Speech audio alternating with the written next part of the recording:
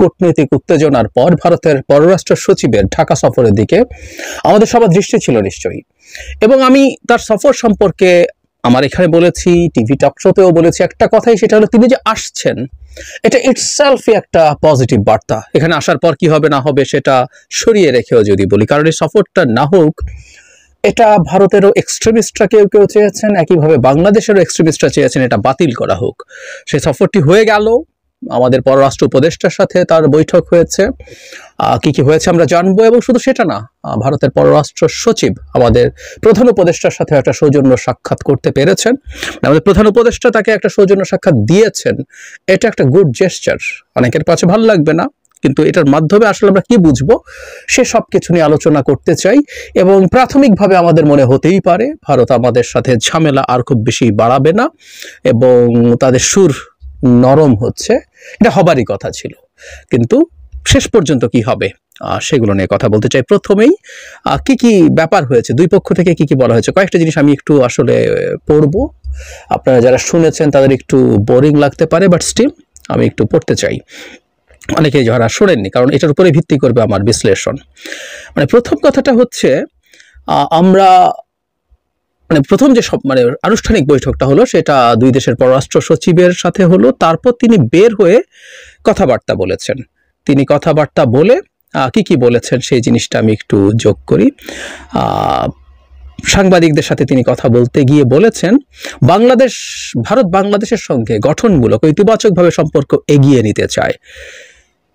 এই জন্য দুই দেশের জনগণের স্বার্থে বাংলাদেশের অন্তর্বর্তী সরকারের সঙ্গে ঘনিষ্ঠভাবে কাজ করতে আগ্রহী দিল্লি। তিনি বলেন, আমাদের মধ্যে অত্যন্ত খোলামেলা গঠনমূলক আলোচনা হয়েছে। আমি জোর দিয়ে বলেছি ভারত বাংলাদেশের সঙ্গে একটি ইতিবাচক গঠনমূলক এবং পারস্পরিক স্বার্থ সংশ্লিষ্ট সম্পর্ক চাই। আমরা সব সময় অতীতেও দেখেছি এবং ভবিষ্যতে এই সম্পর্ককে একটি জনকেন্দ্রিক ও জনমুখী সম্পর্ক হিসেবে দেখব। ওনারা এভাবে বলেছেন পিপল সেন্ট্রিক, মানে আমরা এই ধরনের কথা কিন্তু প্রায় বলতাম যে ভারত শুধু একটা দল এবং স্পেসিফিক্যালি একটা স্পেসিফিক মানুষের সাথে তার সম্পর্ক বজায় রেখেছে। আমরা সবসময় বলতাম যে এটা একটা পিপল টু পিপল সম্পর্ক হোক। এবার কিন্তু উনি সেটা বলেছেন, খুবই গুরুত্বপূর্ণ একটা ইঙ্গিত, যে সব সম্পর্কের কেন্দ্রে থাকবে সব মানুষের কল্যাণ। তিনি বলছেন পরস্পরের জন্য সহায়ক এই সহযোগিতা আমাদের উভয় দেশের জনগণের স্বার্থে অব্যাহত থাকবে না, এটা ভাবার কোনো কারণ নেই। আমি আজ বাংলাদেশের অন্তর্বর্তী সরকারের সঙ্গে ঘনিষ্ঠভাবে কাজ করার জন্য ভারতের আগ্রহের কথা তুলে ধরেছি। একই সময় আমরা কিছু সাম্প্রতিক পরিস্থিতি এবং সমস্যা নিয়ে আলোচনার সুযোগ পেয়েছি। সংখ্যালঘুদের নিরাপত্তা এবং কল্যাণ সম্পর্কিত উদ্বেগ জানিয়েছি। আমরা সাংস্কৃতিক, ধর্মীয় ও কূটনৈতিক সম্পত্তির ওপরে হামলার কিছু দুঃখজনক ঘটনা নিয়েও আলোচনা করেছি। মোটা দাগে এই কথাগুলো তারা তাদের যে কনসার্নের জায়গায় সেটা জানিয়েছেন এবং বাংলাদেশও কি জানিয়েছে আমি সে জায়গায় আসছি।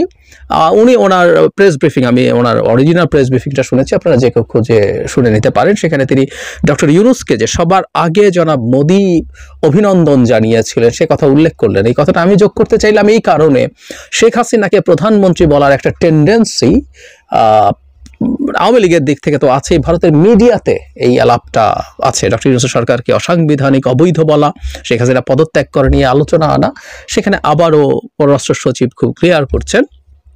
এর আগেও তাদের ব্রিফিংয়ে আসলে এই প্রশ্ন যখন জিজ্ঞেস করা হয়েছিল তারা শেখ হাসিনাকে সাবেক প্রধানমন্ত্রী মনে করেন।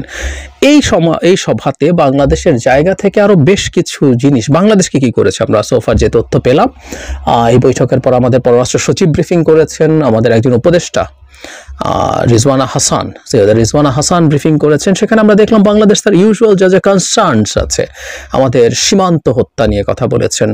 আমাদের দুজনের বক্তব্য থেকে আমরা যেগুলো পেয়েছি সেগুলো হলো আমাদেরকে নিয়ে যে ডিসইনফরমেশন ছড়ানো হচ্ছে ভারতে, সেটা নিয়ে জানানো হয়েছে উদ্বেগ, এবং ভারত সরকার তাদের জায়গা থেকে নাকি জানিয়েছেন, এটাই জানানোর কথা, যে এর সাথে তারা কোনোভাবেই জড়িত না, এগুলোর সাথে তাদের এগুলো তারা এন্ডোর্সও করে না, এটাই বলার কথা, বাট এটা বলেছে।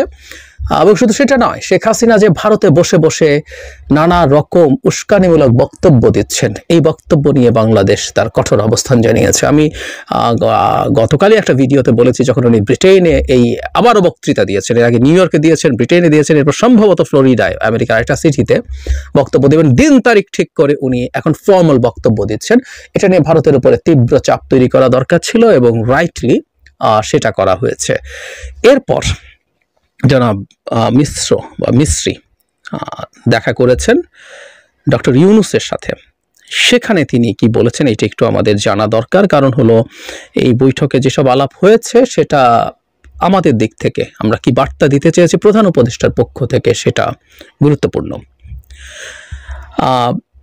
এই বৈঠকের পর আমাদের প্রেস উইং থেকে, প্রধান উপদেষ্টা প্রেস উইং থেকে একটা সংবাদ বিজ্ঞপ্তিতে বলা হয়েছে, ভারতের পররাষ্ট্র সচিব বলেছেন সম্পর্ক বাড়ানো ছাড়া দ্বিতীয় কোনো চিন্তা নেই, আমরা এটাকে উভয় দেশের জন্য লাভজনক হিসেবে দেখি, আমরা এটাকে উভয় দেশের পারস্পরিক স্বার্থের বিষয়ে আলোচনা। বিক্রম মিস্ত্রি বলেছেন আমরা যেখানে ছিলাম সেখানে থেকে আবার শুরু করতে চাই। 40 মিনিটের এই কথায় নানান আলোচনা এসছে। ভারতের পররাষ্ট্র সচিব বলেন বাংলাদেশের সঙ্গে ভারতের সম্পর্ক অত্যন্ত গুরুত্বপূর্ণ, বর্তমান সরকারের সঙ্গে আমাদের কাজ করতে হবে। প্রধান উপদেষ্টা দুই দেশের সম্পর্ককে দৃঢ় এবং ঘনিষ্ঠ হিসাবে উল্লেখ করেন। তারপর তিনি বলেন যে সাম্প্রতিক সময়ে দুই প্রতিবেশীর সম্পর্কে কিছু মেঘ জমে ছায়া তৈরি করেছে, এই কালো মেঘ মুছে ফেলতে ভারতের সহায়তা চেয়েছেন ডক্টর ইউনূস, রাইটলি, এবং এই কাজটা হয়েছে ডেলিবারেটলি ভারতের পক্ষ থেকে। সুতরাং ভারতকে এখানে আসলে আগে ইনিশিয়েটিভ নিতে হবে। শেখ হাসিনা সম্পর্কে আলোচনা এসছে, তার প্রসঙ্গ উঠে আসে, তারপরে দুর্নীতি স্বৈরশাসনের বর্ণনা দিয়ে প্রধান উপদেষ্টা বলেন আমাদের লোকজন উদ্বিগ্ন কারণ তিনি সেখানে অনেক বক্তব্য দিচ্ছেন, এটা উত্তেজনা সৃষ্টি করছে। তার মানে প্রধান উপদেষ্টার জায়গা থেকেও শেখ হাসিনার প্রতি এই বার্তা দিতে বলা হয়েছে। ইনফ্যাক্ট এই পর আসলে আমরা দেখব শেখ হাসিনা বক্তৃতা করতে পারছেন কিনা, বিশেষ করে নেক্সট 11 তারিখ, আমি যদি ভুল না করে থাকি, আমি ওই পোস্টারটা দেখেছি, 11 তারিখ শেখ হাসিনা আবার বক্তৃতা করছেন কিনা ওই সভায়, সেটা একটু দেখা দরকার হবে। আর ওটা যদি কোনো রকম হয়েও যায় তারপর উনি এটা কন্টিনিউ কতটা করছেন, কারণ এর আগের মানে ওই বক্তব্যটা কোনোভাবে রেকর্ড করে যদি পাঠিয়েও দিয়ে থাকেন এর মধ্যে, কিন্তু এরপর ভারত সরকার আসলে শেখ হাসিনাকে এই ব্যাপারে কি নির্দেশনা দিচ্ছে বা আদেশ দিচ্ছে, ওই বেটার সে দ্যাট, সেটা আমাদের খেয়াল করতে হবে। ইনফ্যাক্ট এই ইস্যুটা বাংলাদেশ সরকারের সিরিয়াসলি নিতে হবে, যাতে এই মেসেজটা শেখ হাসিনা এবং ভারতকে উভয়কেই দেয়া যায় যে এটা কার লেভারেজ আছে। এইটা যদি বন্ধ করা যায়, শেখ হাসিনার কাছে এই মেসেজ যাবে যে ভারত সরকার ডক্টর ইউনূসের সরকারের সাথে কোঅপারেট করছে এবং কিছু টুকটাক রেটরিক চুরি করে একটা মানে অ্যাপারেন্টলি চুরি করে ফোন কল দিয়ে একটা ছাড়া ফর্মালি ঘোষণা দেওয়া বক্তৃতা অ্যালাউ করছে না, এটা আওয়ামী লীগের লোকজনকে ডিমোটিভেটেড করবে। সুতরাং সরকারের উচিত হবে এই একটা ইস্যুতে কন্টিনিউ করে যাওয়া। রাইটলি ডক্টর ইউনূস এটা জানিয়েছেন। মিস্ত্রি জানাচ্ছেন পররাষ্ট্র সচিব জুলাই আগস্টের গণঅভ্যুত্থানের সময় প্রতি ঘন্টায় বাংলাদেশের ঘটনাবলী পর্যবেক্ষণ করেছেন। হ্যাঁ, করেছেন খুব ভালো মতোই জানি। এক একটা পর্যবেক্ষণ এক এক রকম, আতঙ্কের সাথে পর্যবেক্ষণ করেছেন নিশ্চয়ই যে তার স্লেভের পতন হচ্ছে। যাই হোক, প্রধান উপদেষ্টা আরও অনেক কথাবার্তা বলেছেন, তরুণদের সম্পর্কে বলেছেন, আর তাদের বন্ধুরা জানিয়েছেন কারা কারা, এইসব কথাবার্তা তাদের এখানে এসছে, এবং অন্যান্য ইস্যু, যেসব ইস্যু নিয়ে আমাদের সমস্যা আছে সব কিছু উনি তুলেছেন।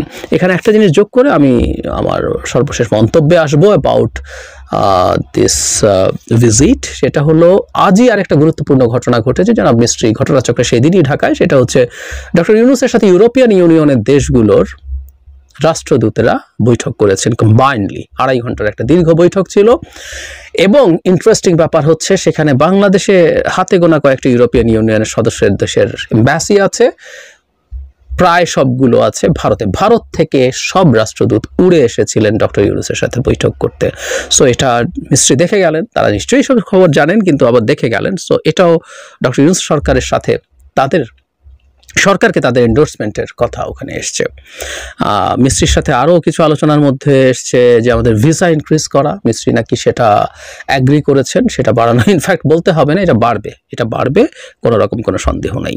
যাই হোক, আমরা কিভাবে দেখব, আমি জনাব মিস্ত্রি কি বক্তব্য দিয়েছে কন্টেন্টটার কথা বলেছি, কিন্তু আমি আপনাদেরকে সাজেস্ট করবো আপনারা একটু বক্তৃতাটা, তার বক্তব্যটা, প্রেস ব্রিফিংটা একটু দেখুন।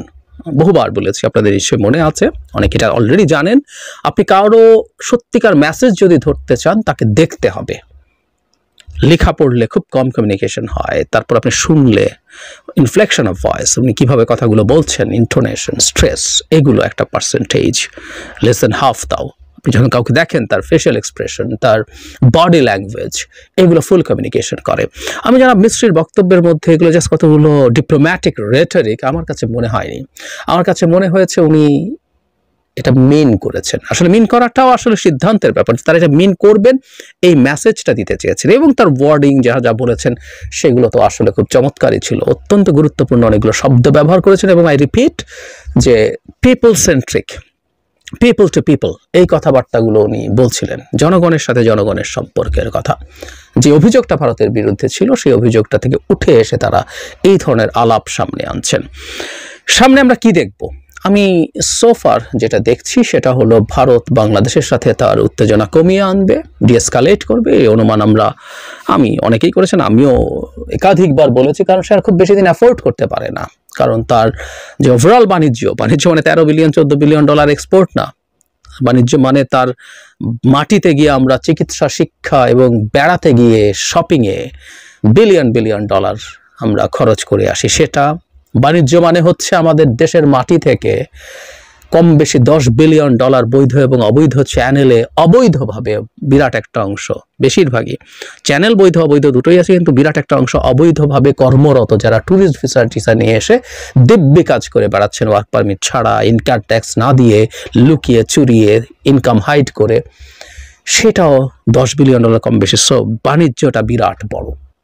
খুব দীর্ঘদিন ভারত বাংলাদেশের সাথে এই ধরনের সম্পর্ক চালিয়ে যেতে পারবে না, তাকে ভিসা দিতে হবে, তার স্বার্থেই দিতে হবে, এবং তার সাথে বাংলাদেশের বাণিজ্য অবারিত করতেই হবে, কোনো সন্দেহ নাই। সুতরাং ভারত তার জায়গা থেকে এটা চেষ্টা করেছে, তার কিছুটা বাণিজ্য রক্ষার জন্য কিছুদিন একটু টাফ অ্যাটিটিউড দেখানোর দরকার ছিল, সেটা দেখিয়েছে। তবে এটাও বলেছি, কিন্তু আমি মনে করি ভারতের যে রাজনীতি, ভারতের যে আইডেন্টিটি পলিটিক্স, পরিচয়বাদী রাজনীতি, সেই রাজনীতির জন্যই বাংলাদেশের, যেহেতু এই সরকার তার স্লেভ সরকার না, তাকে বাংলাদেশে হিন্দু কার্ড খেলা, বাংলাদেশে হিন্দুরা অত্যাচারিত হচ্ছে, সুতরাং যেহেতু অত্যাচারিত হচ্ছে সেই হিন্দুদের একজন রক্ষাকর্তা দরকার। জনাব মোদী, তার দল এটার রক্ষাকর্তা, তাদের নাগরিকত্ব দেব, এই যে জাতিবাদী পলিটিক্স, এটা তাকে আসলে করে যেতে হবে। সুতরাং রেটরিকলি তারা খুব বেশি সরে যাবে না, এবং পশ্চিমবঙ্গের বিধানসভা নির্বাচনের আগে তো এই সম্ভাবনা যথেষ্টই কম। সুতরাং অন্যান্য রিলেশনশিপ আগাবে, চলবে, কিন্তু এই রেটরিকগুলো মিডিয়া সে অস্বীকার করবে যে আমরা তো বলিনি, এগুলো মিডিয়া বলছে, কিন্তু ভারতের বেশিরভাগ মিডিয়া এখন কার্যত বিজেপির প্রোপাগান্ডা মেশিনে পরিণত হয়েছে। অ্যাট দ্য সেম টাইম মিডিয়াতে এগুলো আরো বেশ কিছুদিন থেকে যাবে আমরা এটা ধারণা করি। সেটা হচ্ছে ভারতের মিডিয়াতেও নাকি আওয়ামী লীগ যথেষ্ট ইনভেস্ট করেছে, মানে তাদের এত অকল্পনীয় পরিমাণ টাকা আছে, এই ইনভেস্ট করা তাদের জন্য আসলে কঠিন না। ইনভেস্ট করিয়ে তারা এই ধরনের অনেক কিছুই ঘটাতে পারে, এটা চলবে।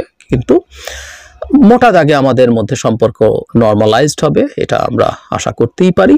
এটা দুই পক্ষের জন্যই ভালো, এবং আমি কখনোই মনে করি না এই দেশের মধ্যে তীব্র উত্তেজনাকর পরিস্থিতি অনেক বেশি দিন থাকুক এবং সেটা ক্রমাগত বাড়তে থাকুক। এতে কারো কারো হয়তো ভালো মনে হয়, কিন্তু এই দুই প্রতিবেশী পরস্পরের সাথে একটা ওয়ার্কিং রিলেশনশিপ মানে অচিরেই চালু করা দরকার, এবং আস্তে আস্তে অন্যান্য যেসব সংকট আছে সেগুলো থেকে মুক্ত হতে হবে।